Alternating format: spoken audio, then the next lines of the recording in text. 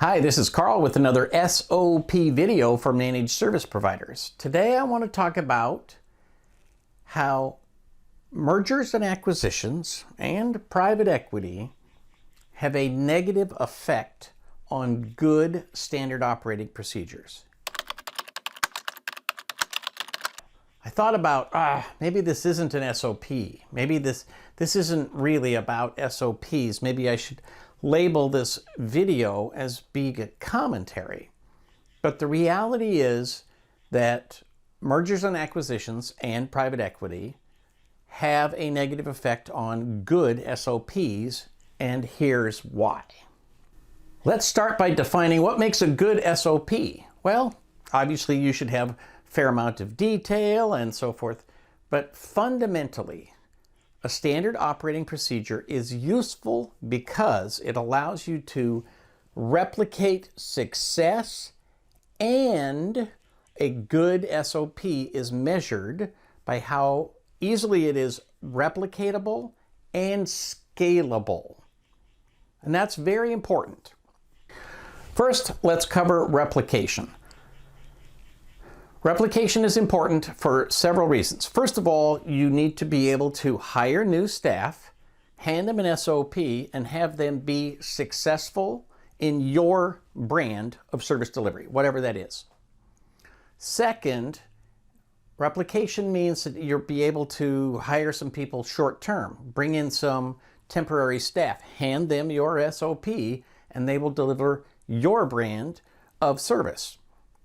Third, a replicatable SOP allows you to go to another location, across town, across state, even to another country, and provide your brand of customer service. So all of those things are examples of being able to replicate your SOP. At the simplest level, you might have a process that you only execute once a year. Right? Think about 1099s or something like that, tax related, where you only do it once a year. Well, you should still write it down so that you don't have to relearn it every year. Again, you should have your brand of how you execute things. That makes it replicatable.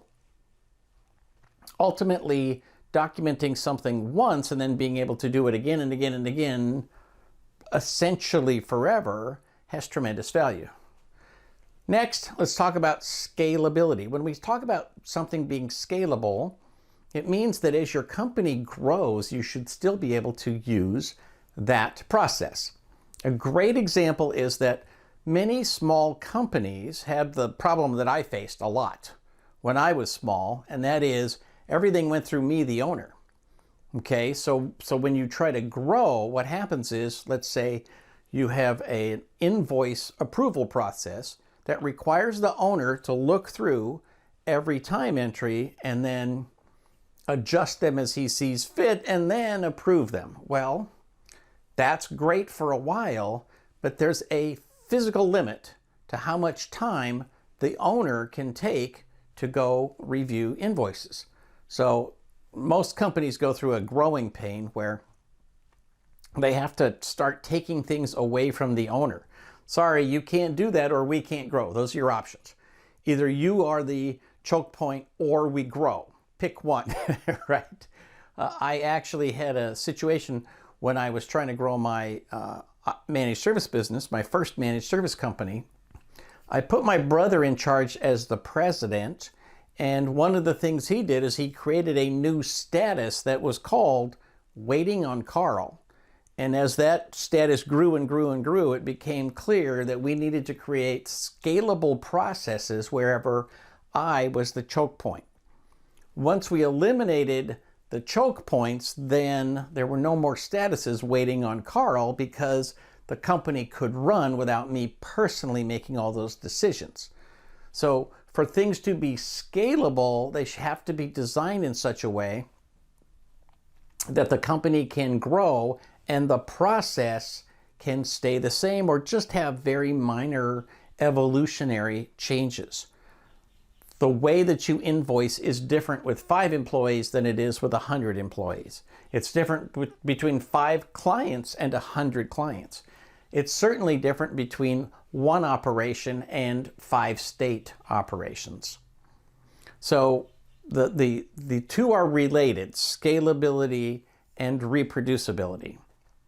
So when you replicate something from one operation to another, you might need to make some minor changes, but it should be essentially the same. Now, having given you all of that information as a prefix to the argument, why do I say that M&A and private equity are having a negative effect on our industry? Well, here's what happens. Say you've got a company over here that's got certain standards and procedures, and you got a company over here with certain standards and procedures. When they merge, a lot of attention has to be made to either merging the actual processes and procedures or having one win and one lose. Ultimately, for that company to grow, the SOPs have to be replicable and scalable. And so when you got two different sets, what happens is you go through a period of reduced service quality.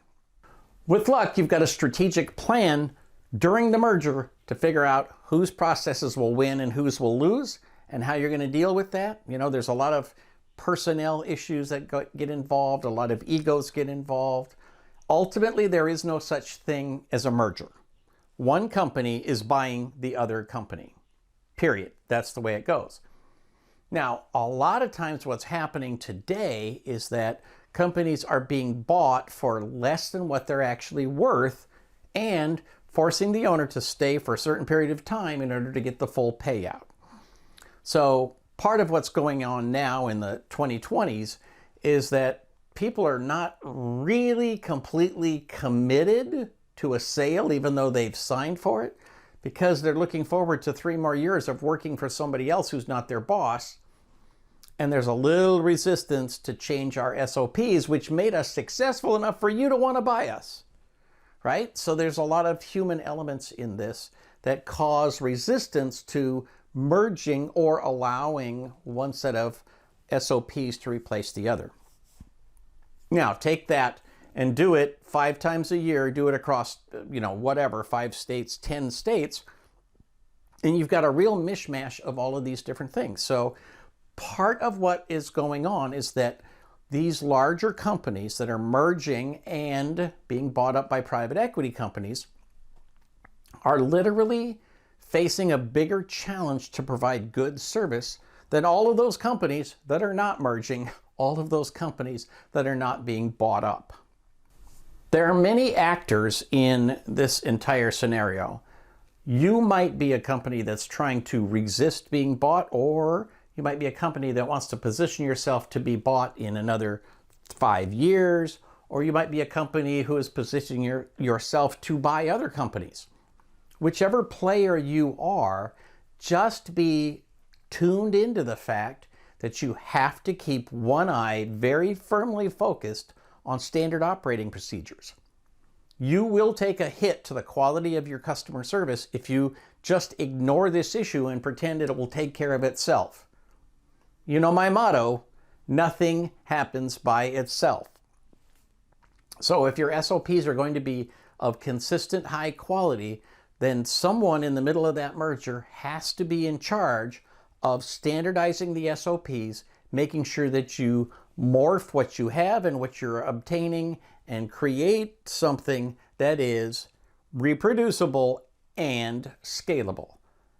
At the end of the day, this is the scale that you've been planning for since the beginning. So if you're going to start merging and using other people's money to make it happen, don't put yourself in a situation where you're dramatically reducing your quality of tech support, or you're going to find that you shrink pretty fast because you've got clients who are leaving you for somebody who's offering better service. A lot to think about, but just remember reproducibility and scalability as you grow your business and document things, and when you plan for the future and consider what your exit strategy might be. For Small Biz Thoughts, this is Carl Palachuk wishing you the best of luck in your managed service business.